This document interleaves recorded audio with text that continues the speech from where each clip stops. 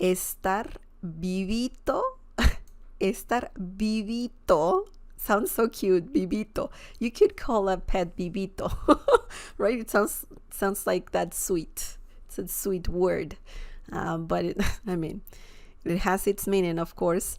Estar vivito y coleando. Estar vivito y coleando. Remember, the V sound in Spanish is very similar to the B as in bell, vivito, vivito, okay? But if you have, if you say vivito, it's okay. Like Spanish speakers will understand that as well. So usually you will pronounce it, or you pronounce it vivito, vivito. Okay, so estar, we see this common Spanish verb that means to be. Ser, estar, both mean to be. Estar vivito, vivito. It's a diminutive word, and it means, in this situation, alive. Okay, estoy vivito, I'm alive. It's similar to saying estoy vivo, vivo. I'm alive. So this comes from, it's not a verb, but it comes from vivir. Vivir, vivito will be, like saying alive, as I said before. Alive, and that's an adjective. Vivo, that's the common adjective. Vivo. Okay, you can say estoy vivo y coleando as well, but it's not as fun as saying vivito. Vivito. Okay, so that's a good phrase right there for sure, and a good word, vivito.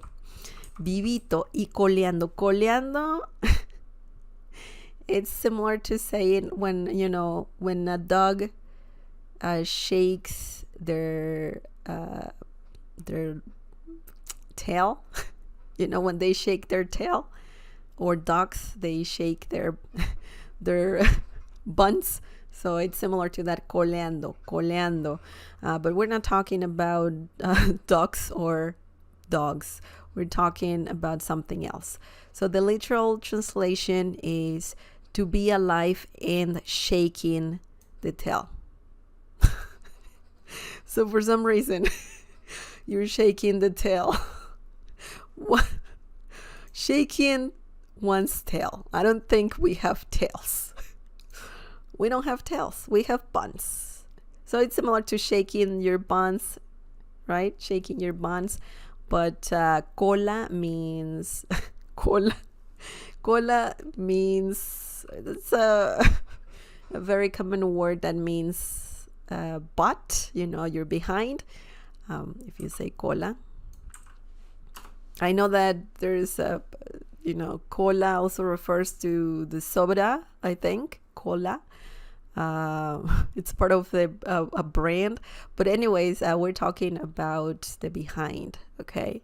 Cola. It's a very informal way to refer to a butt. So I would not use it among people you don't know. But that's what it means, and that's why it's similar to coleando. You're shaking your buns, your tail. And how do you use this, or what's the real meaning? How can you use this phrase? So it's similar to saying to be alive and well. Okay, so if you had something going on where, for example, you had a car accident or something like that, that's awful, right? But some people are really positive, and they're just saying, man, I'm alive, and that's all I need, and I have nothing broken, so I'm like well. So you're alive and well. So you would use this phrase for that situation. It could be just some accident that was quite dangerous, okay? So you can use, or can be quite dangerous. So you can use this phrase for that. For example, tuve un accidente. Tuve un accidente. Pero Estoy vivita y coleando. Why did I say vivita? Sounds like, I think there's a brand, Vivita? Or is it just me? I don't know. We're not talking about any cookies or anything like that. We're talking about being alive, okay? Estoy vivita. I'm saying vivita because you can have, there's a feminine version of vivito. Vivito masculine, vivita feminine, okay? So if you identify as male, you can say vivito. If you identify as female, you can say vivita.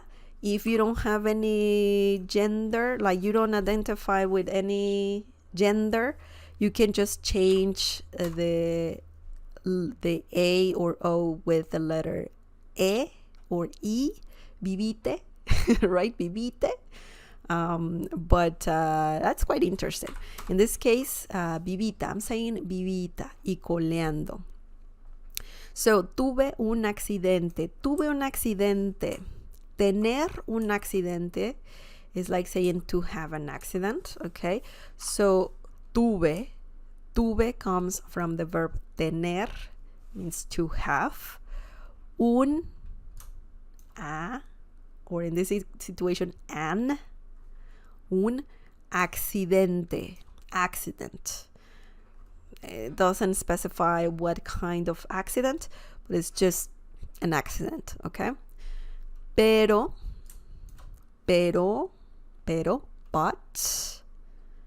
estoy vivita, I'm alive, and coleando. Well, just shaking your tail. I don't know how else to say this, but that's the literal meaning, but it means well, okay? So you're alive and well, like a duck coming out of the water, and you're alive and well, shaking your tail. So yeah, it's quite funny. So let's just see the translation, of course. I had an accident, but I'm alive and well. So that's a playful, positive way to say that you're alive and well. So feel free to use, I mean, hopefully you don't have to use this phrase because accidents are not good. But if you want to say that you're alive and well, you can say this in Spanish, and it's a positive phrase that you can say, and a little playful for sure, a little funny too.